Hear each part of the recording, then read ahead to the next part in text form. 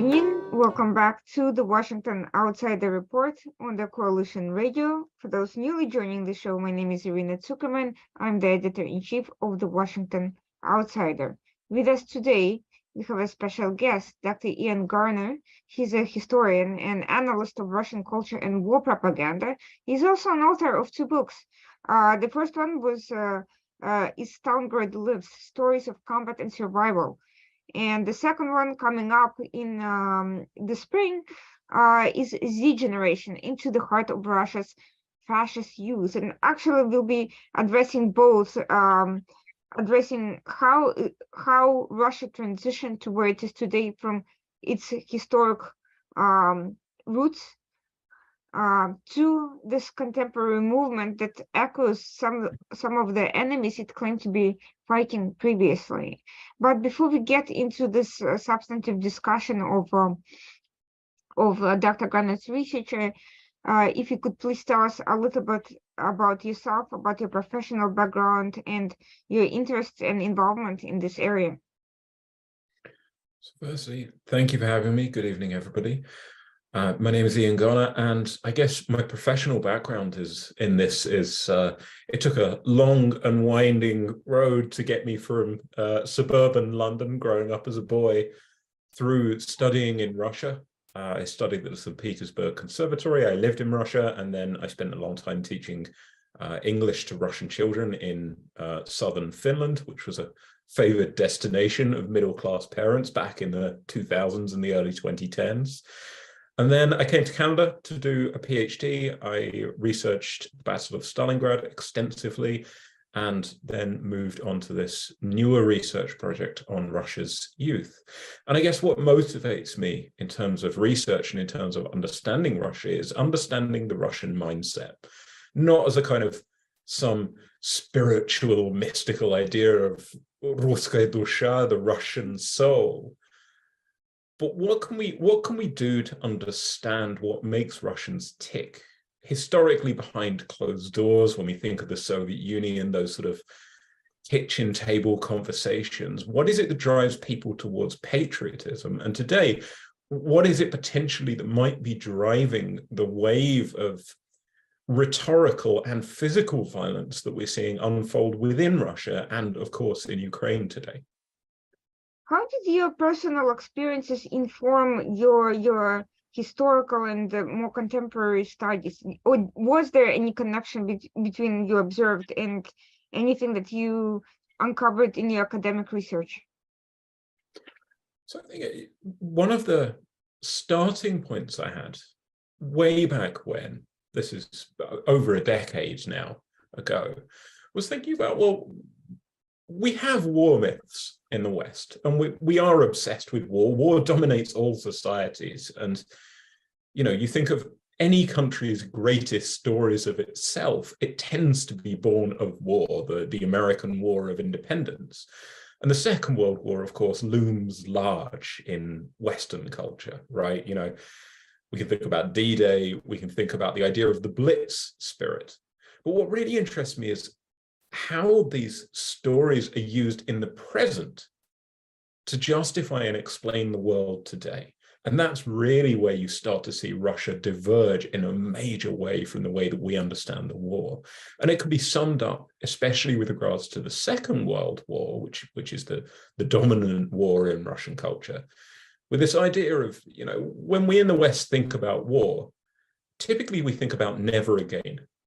We regret war. We wish it didn't have to happen. We're not necessarily proud of the fact that the war existed. We're proud potentially of soldiers and sacrifices that are made, but we wish that we could have had zero deaths on all sides, right?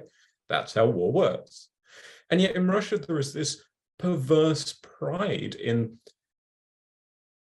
trumpeting the amount of deaths, as if, and this is really what I get into in the Stalingrad book, as if the idea of sacrifice is necessary. It is desirable to see death in war. It is desirable to sacrifice young men and women in a destructive war that somehow saves Russia and the world. What you're saying reminds me of something that I learned about Chinese culture, where the results of hard work is almost not as relevant as the actual sacrifice of putting in the hard work. So even if you can become more efficient at your work and not have to work as hard to get better results, that will not necessarily be as praiseworthy as the sweat and the sleepless nights put into the optics of working hard. So this perception of sacrifice, some people claim that it is rooted in Russian history, in Russian culture, in the history of various invasions, going all the way back to the Tatar Mongol invasion. And you can see, for instance, the religious undertones of sacrifice as a good in itself in Dostoevsky's literature, which has brought many Western minds to this idea of Russian soul and Russian culture and this whole concept. What do you think about that? Do you think this particular ideation is something that was made up by the Soviet authorities to justify the ineptitude? Or do you think there is some sort of a longer historical reasoning for this gravitation towards the idea of sacrifice and suffering as something that is somehow beneficial and cathartic? Well, I think to a certain extent, both. The argument for pragmatism is very strong, especially when you look back at the Second World War, where there were just devastating errors, error after error made, almost deliberately, almost out of stubbornness by the Soviet leadership, in particular by Stalin, who took such an active role in making decisions about the way that the war was going to be fought on the Eastern Front. So creating this myth that, especially when it comes to Stalingrad, we had to send 1 million men into the city to die in order to save the world. This was all part of Stalin's great strategic sort of master plan. Well, that's very convenient, isn't it? And certainly you see echoes of that story today. We constantly see dripping through the culture today the idea that things might be going badly right now at the front for Russia, but this is all part of the plan. Don't worry, trust the leadership. Remember World War II, remember 1941, and then remember Stalingrad. Look how well things turned out, right? So there is that pragmatic element, but certainly the idea goes back. It's much more deeply ingrained in Russian culture. It didn't have to be that way, but it's been cultivated by numerous regimes and numerous actors, nationalist groups in particular. And you can trace it all the way back, almost 1,000 years ago. You look at the very first medieval epics that we have, the lay of Igor's campaigns, Zadonshchina, which is another, the listeners probably won't know, but these are age-old texts. Many of them are about tragic defeats that somehow make Russia more holy. And then you can chart it through the 15th century, this idea of Moscow as Third Rome, which is the idea that after Constantinople had fallen to the Byzantine, the Muslim empire, Russia was the only remaining true Christian power because, of course, out in the west of Europe, the Catholics were heathens. And so it was Russia's responsibility to fight, to defend itself, to defend the Orthodox, that is, the civilized world. This idea of sacrifice and suffering as cathartic, as redeeming, it speaks to a lot of Christians in the West who are not familiar with, first of all, historic persecution of various Christian groups, and second, with the fact that a lot of this has been a reactive response to failing to achieve their own geopolitical goals and failing to emerge victorious in battle.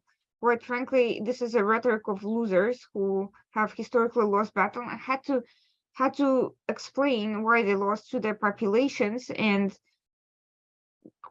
attaching religious redemption to values, to suffering resulting from lost battles seems to be like a good way of combining these two ideas even very early on. But to the Western mind, this seems to be kind of very much in line with this idea of martyrdom and suffering for a higher religious goal. And that is part of the reason why Putin Putin's rhetoric in recent years was very much geared towards cultivating a level of sympathy among conservative Christians in the West. How is that, in your research, has that theme been, did you notice recognition of that theme among the field of research that you encountered, or is it something that has fallen by the wayside, in your opinion? You mean the specific links with Christianity itself? Yes, this idea of redemptive value of suffering, that kind No, of. absolutely. This is something that's being deeply ingrained in Russian culture today. The Putin regime there is a scholar from, I think, Princeton, maybe Yale, one of the good ones, Sergei Ushakin, who wrote a fabulous book in the 2000s about the sort of the post-Soviet identity of the Russian community, and described World War II as, when everything else was falling apart, the war was Russia's only remaining sacrality. It was the only thing holy they had left. And today, of course, we've seen that taken and turned into a kind of a state religion, really, where we have temples, war memorials, monuments that function just like Orthodox icons might have functioned today, might have functioned in the past during periods of war. We have today, in this really sort of corrupted and, of course, blasphemous way, if you're an Orthodox believer, if you're a Christian, we have the portraits of young soldiers going up on billboards around Russian cities, being turned into sort of saintly icons. These people died for you. They've had a leg blown off for you. They've gone to fight for you. Therefore, we're almost literally elevating them into this pantheon of saints and saying, this is the way to be. And that is the message increasingly as the state is changing school syllabuses. And this is what I talk about extensively in the Z Generation book. The state changes school syllabuses today, and it's changing them faster than it ever has done before, to teach young children that joining the army, potentially sacrificing yourself, certainly giving up your individual goals for the greater good, is what makes you a good person, is what makes you a good citizen and a good community member. And of course, right now, the state is creating communal goals, wider goals within Russia that are linked to aggression and violence and the constant stamping out of the other, whatever the other is. Right now, it's Ukrainians, but in the past, it's been homosexuals, it's been Chechens, and who knows who it could be next. You noted quite correctly that the sheer number of total sacrifices in World War II and deliberate sacrifices even is humongous. It's in the millions. Why then did you decide to focus specifically on Stalingrad? So Stalingrad's really interesting because, coming back to a point you made a couple of minutes ago about they're always trying to sell losing in war and disaster in war. Well, Stalingrad, in one sense, is a disaster. 1 million people die. There is a humanitarian disaster. And yet Stalingrad is undoubtedly a miraculous and triumphant military victory at the same time. Now, military strategists and military historians will tell you it might have been won in a different way that would have been less harmful. And yet the fact of the matter is, it is very rare in military history where you can pinpoint a turning point in a vast conflict like World War II down to almost a week or a day, as was the case in Stalingrad, where, to give you a very brief history of the battle, in late 1941, the Soviets had beaten the Germans outside of Moscow. That was the end of the initial onslaught. Things went quiet for a few months. The following summer, the Germans launched a massive attack down through the south and east of Russia, aiming, and of course through the associated territories in the Soviet Union, aiming to get down to the oil fields in the Caucasus, cut off the Soviets' oil supply. Bingo, you've won the war. At least that was the plan. Now, Stalingrad was a city on the Volga, this major river that basically stood between the German forces and this goal.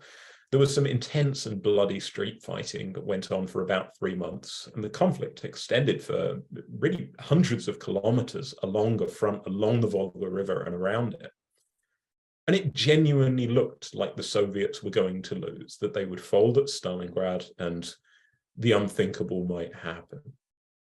And what's interesting at Stalingrad is that we see a genuine sense of a unity of purpose amongst the people who were there, the writers who covered the battle, the soldiers who were in the battle, almost regardless of their attitude to Stalinism, to the Soviet Union as a whole. They recognized that this was the battle they had to win to stop the real German genocide that was taking place against Jews, against minorities, and in particular against Slavs in general. And then in mid-November, November the 19th, Stalin and his generals, Zhukov is the famous one, masterminded this counterattack. It was a real gamble. They launched the counterattack, encircled the German army, and that was basically it. That was the end of Hitler's ability to win on the Eastern Front. And so instead of a battle that is a battle about trying to sell a losing cause, you're trying to sell this battle in which, as always happens in myths and as always happens in resurrection stories, thinking of the Christian story, we turn from death to life as Jesus dies and is resurrected. We have a battle where it almost happens historically. And that makes it a really interesting case for understanding how this kind of myth can be sold to the public, and therefore how you can cover up the errors that led to 1 million people dying, and how you can amp up the population today by saying any amount of sacrifice can be justified because things might just turn on a dime and we will go from certain death to the possibility of life anew.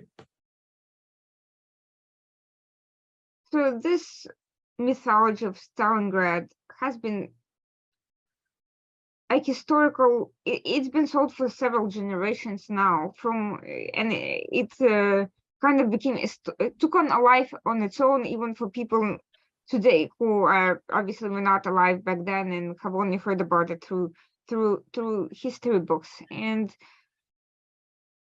while we can say that the curriculum currently is being changed to become obviously even more mythological than it was previously, I can't say that the Western curriculum has not similarly reflected this myth as well. In fact, a lot of the Soviet propaganda is very much part of the Western description of this very strange alliance between the Allies during the war and against Hitler.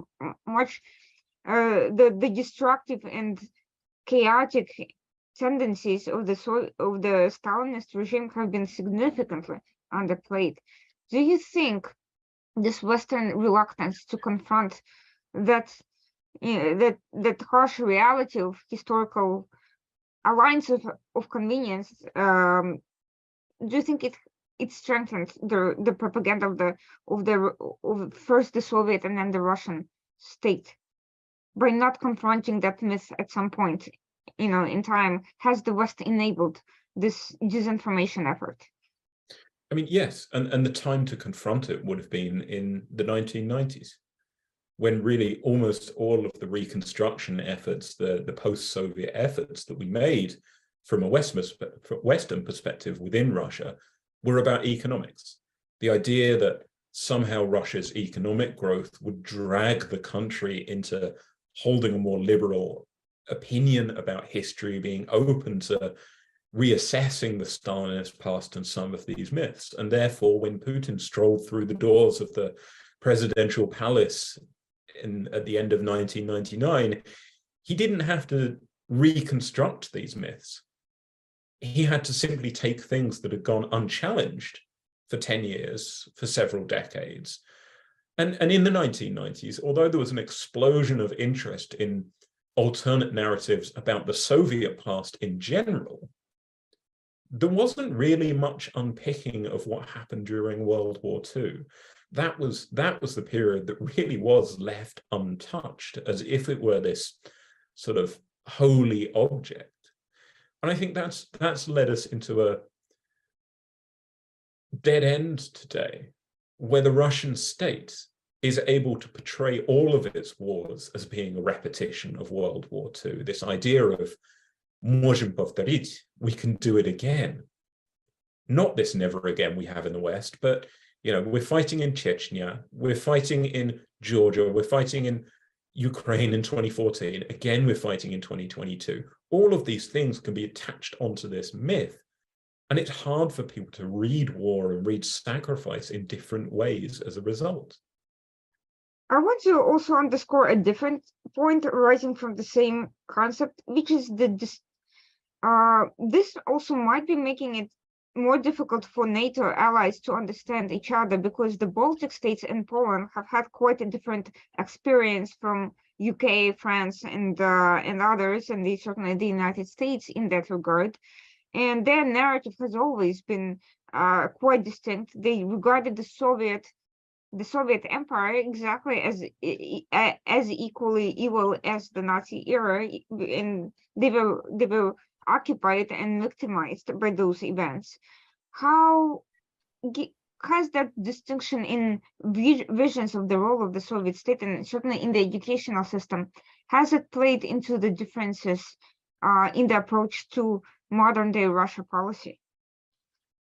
Well, I think so. There is simply a lack of understanding in the Western leaderships. Generally, I mean, there are some notable exceptions. There are some people who are wise to this stuff and who are very interested in it. And I think over the last year, we've seen a general move in Western policymaking communities to be more open to this sort of interdisciplinary work and this sort of understanding of mindsets and history and the way that it plays into the conflict today. But the problem fundamentally we have is that the Russian state is so attached to living in this sort of mythical reality, and it's created a propaganda world in which people can live in this sort of mythical reality in which time is not linear. And I think that is, if you want to get really abstract and philosophical about it, that is the difference between the post-Soviet paths of Russia and, for example, the Baltic states. The Baltic states, and increasingly Ukraine, are trying to move into a world in which the past belongs to the past, trying to move into a world in which the present and behavior in the present is dictated by international norms, by international laws, and so on and so forth. Whereas the Russian state and a huge section of the Russian public, whether they support the Ukraine war explicitly or not, is content to live in this sort of quasi-religious world. And of course, the Russian state is giving the public a big push in this regard. This quasi-religious world in which we're constantly grasping to recreate the victories of the past, whether that's an imagined victory of the Tsarist era in which Russia was great, whether it's recreating a rose-tinted version of the Soviet Union, or whether it's fighting Stalingrad again, or fighting the war again in some way. And the problem we have is that when you're coming from the different sides, from the Russian perspective and the Western perspective, and I would include the Baltic states and Ukraine in that perspective, it is very hard to talk about the past and the future, rationality and logic, when there is this simple divide in the understanding of those terms between the two sides. There's been a lot of recent discussions about how to engage non-Western countries, the so-called Global South and the Middle East, into the anti-Russian pro-Ukraine alliance. One of the discussions points has been the wrong strategy by NATO, just basically threatening sanctions, not taking national interests of those countries into considerations, all very valid points that I full-heartedly support. But what you're bringing up is something different, which is this historical approach, the non-linear time and quasi-religious aspect of the Russian mythology that may be more appealing to some of these countries which operate very much the same era, the same way. Tribal societies that are driven at least in part by religions and by ancient feuds among themselves, and societies which do not view history in the same linear way where the past belongs to the past, they may find themselves more in common with Russia, not because of any specific policies necessarily, but because of this common vision, understanding, and perception that has them speaking a common language with Russia that they cannot find with the West. And this is a cultural issue that I don't think the West is quite equipped to address due to sheer lack of ethnographers and people involved in the process. They used to be there, but I don't know where they are now. But I certainly don't see that point being addressed anywhere. And what do you think about that? I think broadly speaking, you're right. And what we can do certainly is, because, you know, it's you're always painting with a broad brush, especially when you're talking in a short interview and trying to sort of categorize societies into one type of society or another and say all Russians believe this. Well, you know, of course, Russia is a huge society with lots of different beliefs, and there is lots of complexity there. But I think the real promise for me lies in our ability to scrape data from the internet about the ways in which people are talking about the world, about the kinds of identities they're constructing for themselves, or that states are pushing, or other sort of nefarious actors of various sorts of pushing.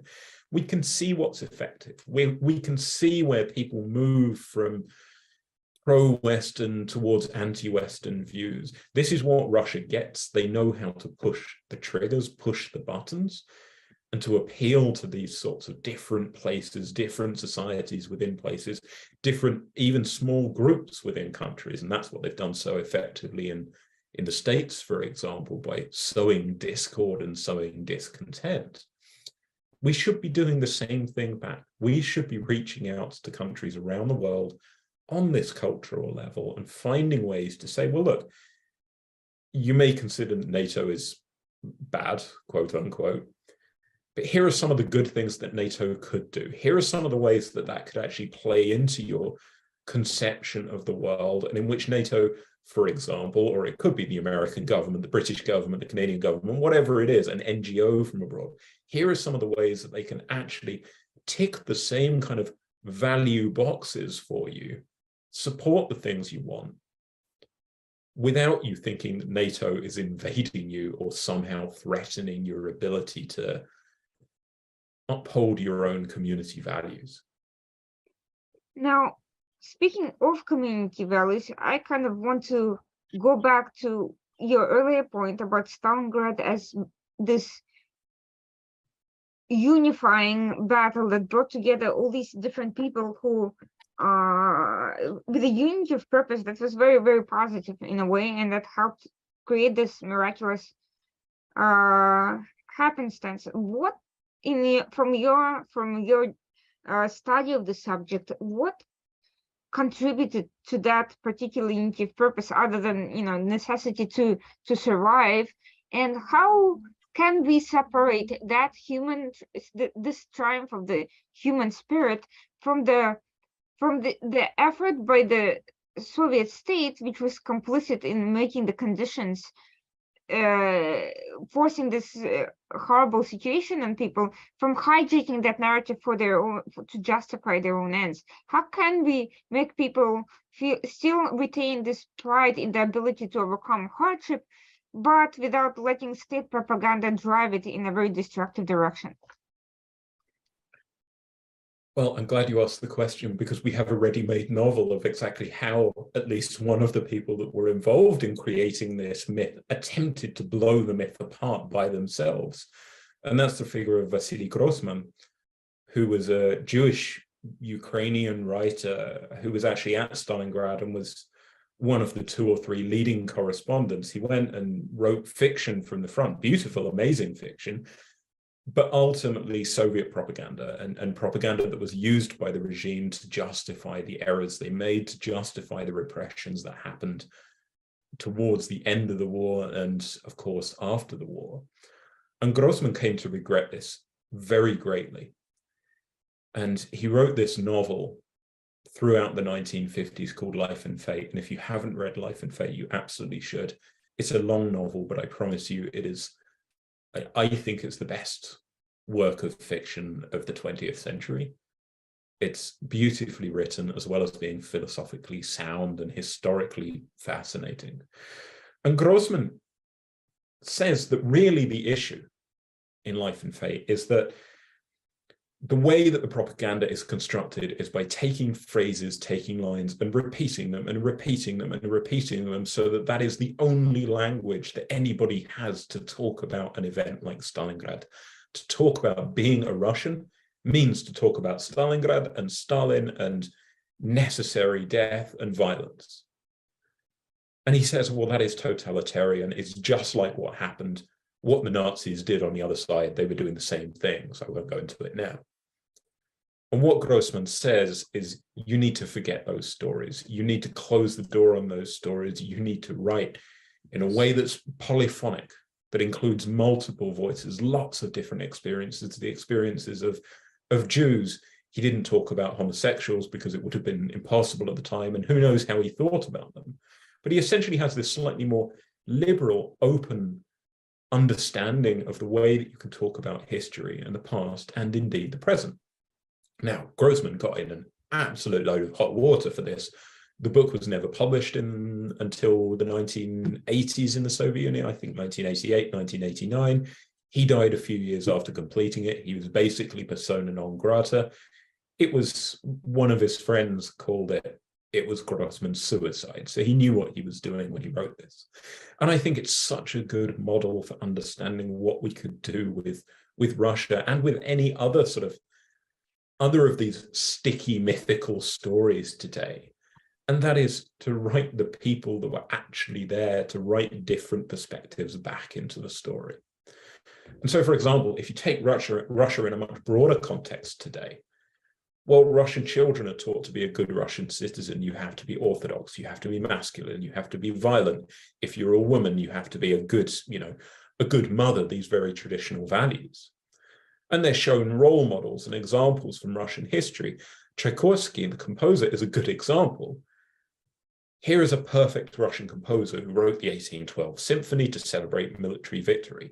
Well, what could we do in return to sort of make this story of Tchaikovsky, this great Russian hero, polyphonic? Well, we could talk about the fact that he was homosexual, right? He was undoubtedly a queer man. And of course, you simply could not say that in Russia today. It would literally be illegal to talk about that in Russia today. But ultimately, we have to show the young Russians and the Russian public at large that, this was a great Russian. He was a great composer. He was even probably, potentially, possibly a nationalist, writing these great symphonies of the Russian history, these ballets and operas. But also he was a homosexual. Therefore, couldn't we find a way to include those sorts of people and those sorts of stories in Russia's self-understanding more broadly? And then you could do it again with ethnic minorities. You can do it again with people who maybe fought at Stalingrad but were repressed after Stalingrad and sent to the Gulag, and that did happen to some of them. You see, and you could start to build out this sort of multiplicity of worlds and of stories.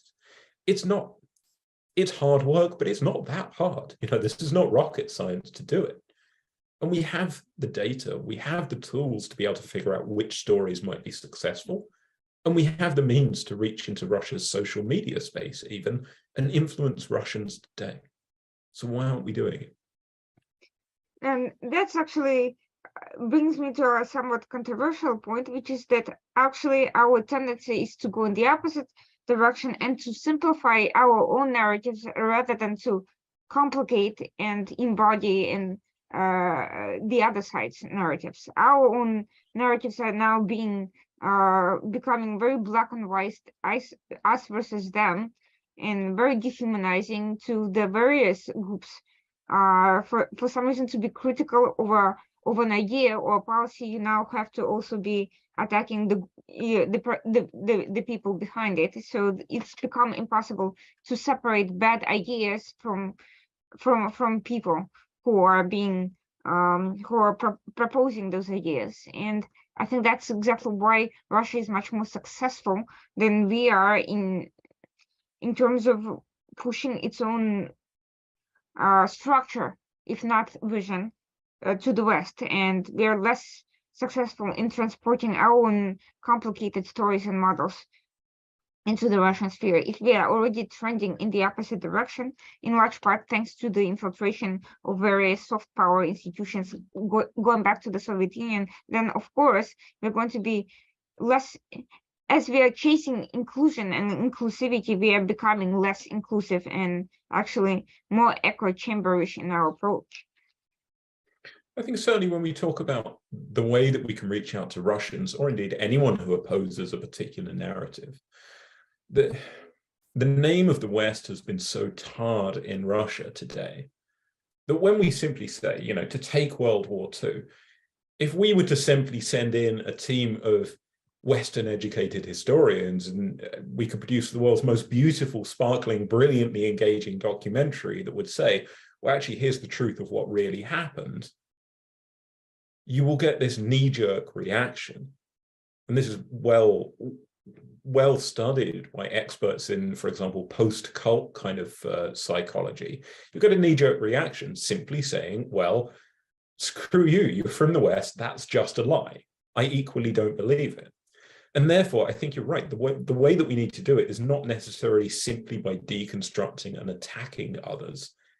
It's by complicating and by adding in voices, adding in possibilities. And the more we do it, the more we undermine the Russian state's ability. And they do this not just with us, but also at home, of creating constant dividing lines between the good and the Russian, and the outside world and the bad. And anything on the outside of this very narrow box of what it can mean to be a good Russian today is inherently synonymously bad and threatens to destroy Russia.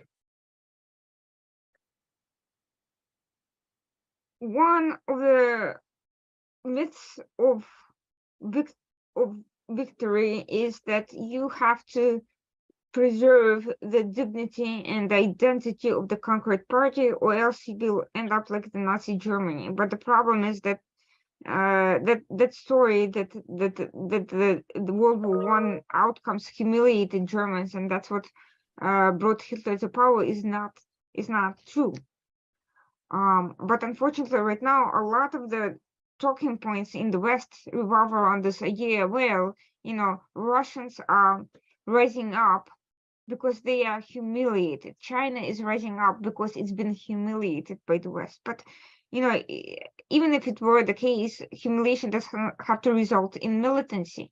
It can result in a shift of a mindset towards becoming an economic beneficiary and a partner to other countries, instead of, you know, and just doing better and setting a better example. Instead, we are seeing this mythology recreate myths and actually prevent the deconstructing of the negative that does need to be deconstructed. How do we overcome that challenge? Because Stalingrad was one of those things that actually helps prevent looking at some of the things that needed to be destroyed and aspects of their identity that needed to be unveiled.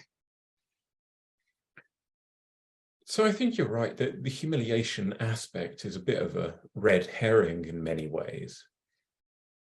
But the key for me is that if you, whatever it means, if you humiliate Russia in defeat, right? Let's say we spectacularly destroy Russia and everything falls apart. They go back to 1998, where, you know, they really are at a sort of economic and cultural low. They consider themselves back then the losers of history, the losers of the breakup of the Soviet Union. Maybe they return to that space in the next few years. We just don't know. Let's assume it's plausible.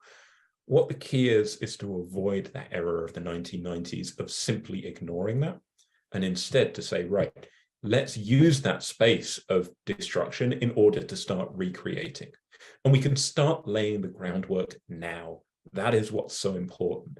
Don't leave this until everything has fallen apart, because then you also leave the door open for all sorts of other actors to come in and spread the narratives that they want.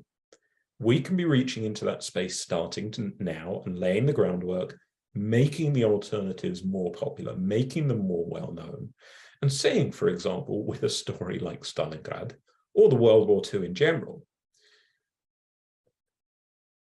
you're probably familiar with the Immortal Regiment. Irina, you certainly will be, but others might not be. The Immortal Regiment is this sort of yearly parade that happens on Victory Day on May the 9th, where Russians go out in the streets holding images of their grandparents from World War II. They dress up in costumes. And this was actually founded as a grassroots grassroots movement back in 2015 by 3 journalists from Tomsk, which is the middle of nowhere in Russia. And I know one of the founders fairly well, and I've had many conversations with him about the motivations they had when they were founding it. And Sergei, this guy, tells me that really, really genuinely what we wanted to do back then was just remember. We just wanted to say, well, you know, the older generation is slipping away. They did make a huge sacrifice for us. Therefore, all we want to do is say, well, these, you know, not forget them, in the same way that any society would go out and try and remember its grandparents. And we remember the veterans of World War II and the veterans of even World War I in the West. The state came in and took over this movement and turned it into something much more deleterious, I would say. But there's a good example of what we can do.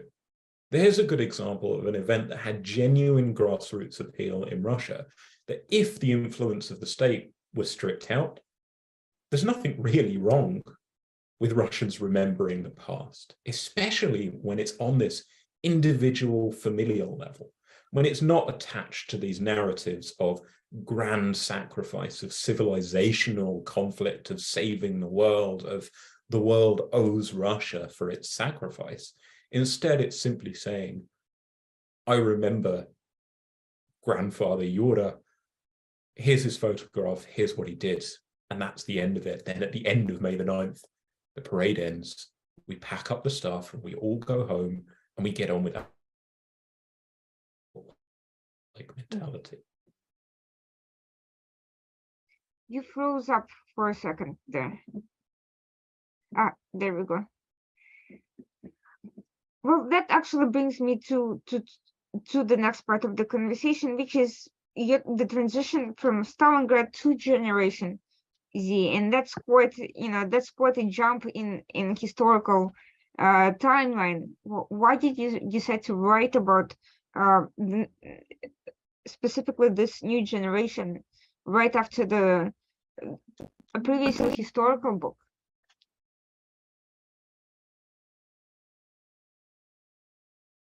Oh, you're freezing up again.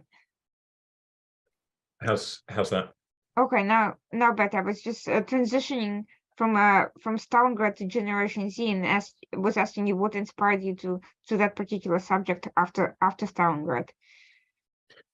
Perfect. So the Generation Z work came, and I was sort of fishing around in this area before February the 24th and thinking of writing a book, something along these lines, but I wanted to speed up the work and get it done as a result of the war.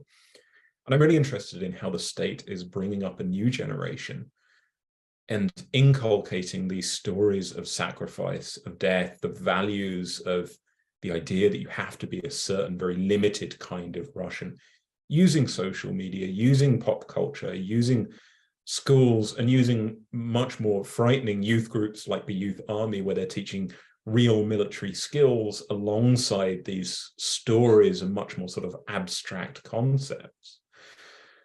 And so I went out and I talked to dozens of young people and people who work with young people in Russia today, and started putting together this story of what it is like to be deep in the heart of this world in which the genocide of Ukrainians, the murder of Ukrainians, is somehow saving Russia's next generation.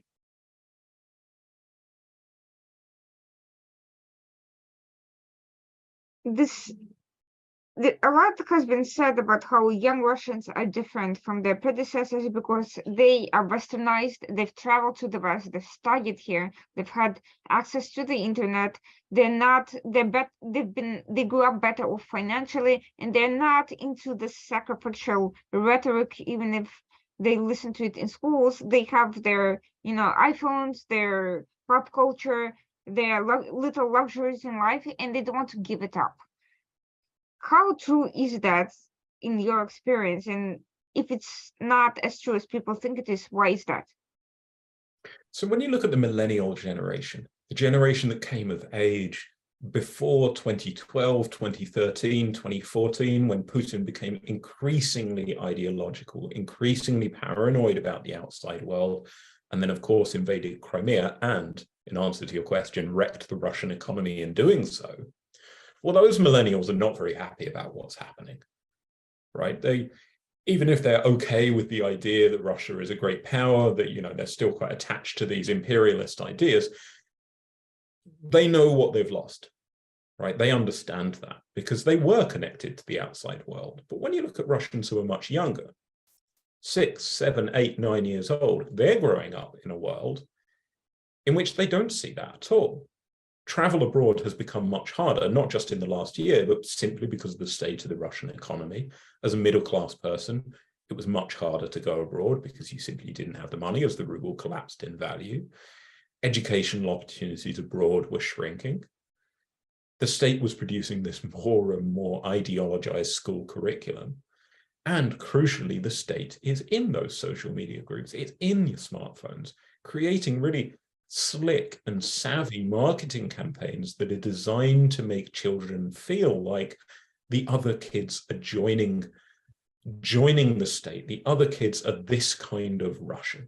The other kids are not queer. The other kids are not ethnic minority. And if they are fighting a battle within themselves to try and turn themselves into better Russians, i.e. become more white ethnic Russian, to become more straight, more masculine, and indeed more violent, whether that's in terms of the language that they use online, or whether it's by signing up for the army, potentially, or by signing up for a youth group and learning to fight. This racial and kind of ethnocentric element is nothing new to the last decade. We can actually see before even the invasion of Georgia in 2008, the racist rhetoric against the workers from Central Asia who were coming in, and the cultivation of neo-Nazi groups that received some coverage in the West, but because Russia was not considered a superpower, no one really cared about that. So there's been a gradual cultivation of those ideas that became more mainstreamed. And another issue that hasn't really broken the news at the time it happened was the religious element of school curriculum, which is the introduction of Orthodox Christianity, or at least the Russian state version of it, into official public school curriculum, which did not bring any concerns in the West, and in fact might have been even welcomed by a few people. So this role of ethnic discourse, religious discourse, and this sort of shaping of an exclusivist identity in Russian culture, that's been going on for a while. And this failure to stand up to these early signs, I don't think we've quite realized that this is not something that was just made up for the Ukraine invasion today, that it's been building up. How do we confront a reality when we can't even get ourselves to admit that it is, in fact, what's actually going on? Well, I mean, you're absolutely right that we can look back to Putin's first weeks in power and listen to the things that he was saying, which is that it is justifiable to go to Chechnya and kill people violently, that this is somehow making the Russian state whole again. This is a language of neo-fascism. And of course, at the same time, when he spoke to the West, he was using the language of liberal democracy quite strategically. He's always been a clever rhetorical player in that regard. When we look back to the 2000s, we can see, you're right, the state cultivating far-right groups, neo-Nazi groups, using them, but just on the edges of Russian mainstream culture, right? Using them to oppress, to keep violence around, always present. But what's really changed more recently over the last 5 to 10 years is the fact that that kind of culture has become mainstream in Russia, that is what the state pushes on state television constantly. You might be 1 minute watching, The Voice, the reality show. There's a Russian version. It's terrifically popular, which seems pretty ideology free. And then this much more dangerous material just slips onto your screen.